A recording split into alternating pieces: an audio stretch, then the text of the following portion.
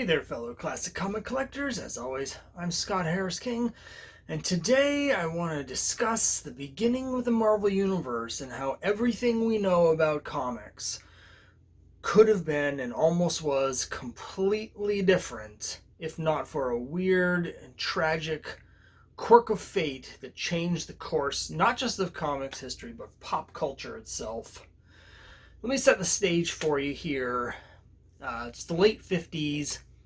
Stan Lee is running Atlas Comics, and Atlas has just gone through a really tough time, but they're starting to expand. They're starting to hire people back on again, and the creative juices are flowing a little bit, and they have on their staff an artist who can literally draw anything you can think of. Stan Lee's favorite artist, one of Stan's best friends, person when no matter what the genre is, you turn to this guy to draw it, whether it's westerns or historical action, horror comics, anything you can think of, this guy can do it. No matter what it is, the guy is just an expert. He can draw war comics, he can do anything, and he's incredibly fast.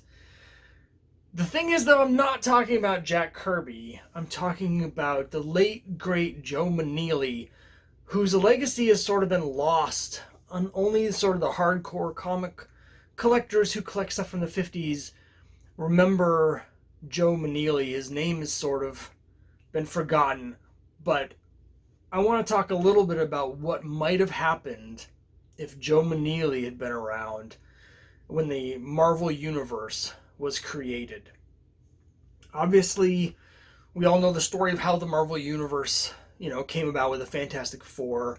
And there's varying levels of credit that people give the different people involved, but I think it's pretty obvious to anybody who's read a lot of those comics that the energy and the creative, just massive genius of Jack Kirby and Steve Ditko combined with Stan Lee's style and writing, scripting, and just the connection that he brought to the fans. Just created this unique formula that ended up revolutionizing comics. And you have, the introduction of the Fantastic Four and Thor and Spider-Man and Iron Man and the X-Men, the Avengers. All these characters come out in this explosion of creativity. But that almost didn't happen. And it's hard to say what would have happened if it had been Joe Maneely helping Stan create the Marvel Universe instead of Jack Kirby. Joe Maneely started at a young age drawing for Atlas in the early 50s, around 50, 51. And if you look at his early work, it's looks pretty similar to a lot of the stuff going on at the time. But he rapidly developed this really detailed style. It's hard to describe, but for me, when I look at it, it's almost sort of part way between Kirby and like a John Severin. And he could quickly learned how to draw all these different genres. He was doing titles like Black Knight. He was doing horror books and the westerns, and he was doing the war comics. He was basically doing everything. He was the go-to person for Stan Lee, and from what I understand, he was much closer with Stan Lee than Jack Kirby was. And so when Atlas went through their period in 57 where they weren't really doing any work, obviously that was a tough period, but when they started, bringing people back in, Joe Maneely, again, go-to guy for anything that Stan Lee wanted to do. Now, the story goes that he went into the city to hang out with some of the other writers in the summer of 1958, and he wore glasses, and he had lost his glasses, so he couldn't see very well without them, and basically he had a long night of drinking, and he was taking the train back out of the city, and being both drunk and not able to actually see anything, he decided to go between cars to catch his breath, get some fresh air, and he didn't see where he was stepping, and he fell between the trains and was run over by the train and killed instantly. He was only 32 years old. It was a real tragedy. He left behind a wife and some young children, and it was just a really rough time.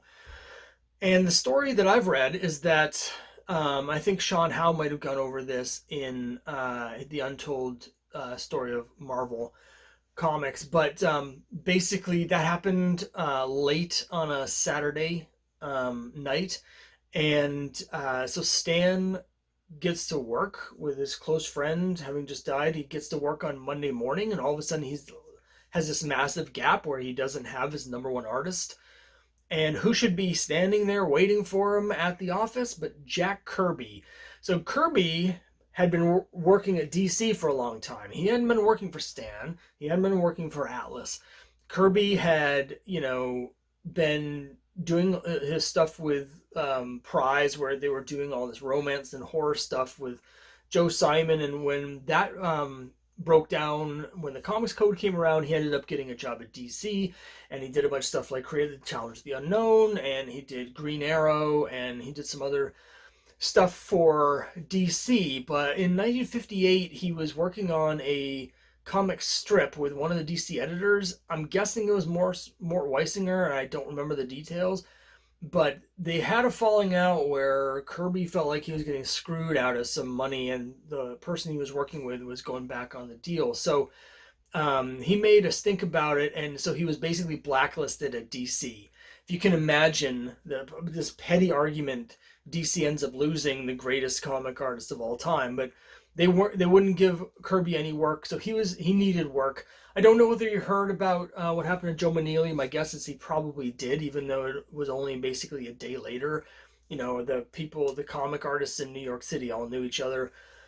So my guess is he probably heard about that. But one way or another, Stan shows up to the office on Monday, and Jack Kirby is there, and he's looking for work. And so Stan immediately brings Kirby on to do all the work that he suddenly needed to have done because Joe Maneely was no longer there. But just for me, it's always been a massive what if. Like, what if that hadn't happened? What if Joe Maneely hadn't died? Atlas was only putting out 8 books at the time. It's possible that Stan might have been able to get some work to Kirby, but it wouldn't have been nearly as much. And with Maneely being, according to my understanding, much closer to Stan personally, it's interesting to think, what if Kirby wasn't working for Atlas at the time when Stan decides to create Fantastic Four 3 years later in 1961, or however that came about. Happens when he turns to Joe Maneely for the work instead? Maneely was very young. He wasn't as old as Kirby. He wasn't experienced as Kirby, and I really don't have any sense. I'm not sure anybody does, what kind of creative presence Joe Maneely had. He was a great artist, and it was clear that he was becoming even better. Much later, Stan Lee said that he thought that Maneely was going to be as good or even better than Jack Kirby. He said he was going to be the next Jack Kirby, and not only could he draw anything, but he said he was actually, and this seems crazy to me, but he said Maneely was actually even faster somehow than Jack Kirby. And so it was a massive loss, but what would Joe Maneely have come up with? I mean, my guess is, bottom line, whatever we got would not have been close to what we ended up seeing. It might have been good. It might have even been great, but it wouldn't have been what we got. And I think there's a real chance, especially since Kirby created and had a lot of the ideas for a lot of these major characters, I think it's very possible that the Marvel Universe as we know it never really would have taken off, and it certainly wouldn't be what we think of it now. And who knows what would have happened to comics if Marvel wasn't around and DC, remained at the top of the game. We certainly wouldn't have had any of the Marvel movies.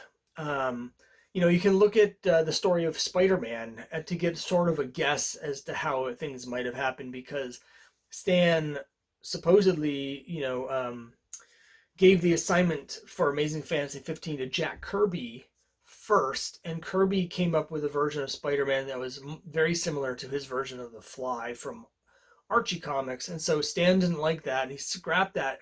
And then he went to Steve Ditko, and Ditko came up with the version of Spider-Man we know. I think you might have seen something very similar when, if Stan had these top-down ideas where he basically had just a concept and then he gives it the artist to develop.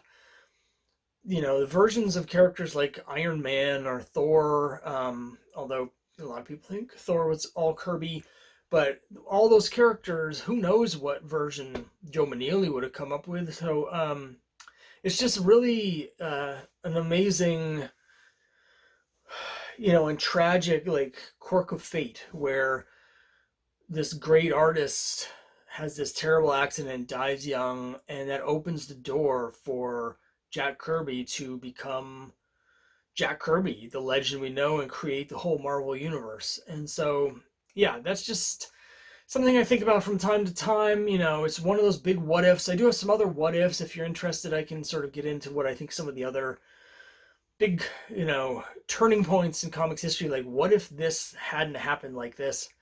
But that for me is a really big one. Like what would we have gotten? What completely different concepts would Joe Maneely have come up with? And would we be talking about Joe Maneely today the way we talk about Jack Kirby?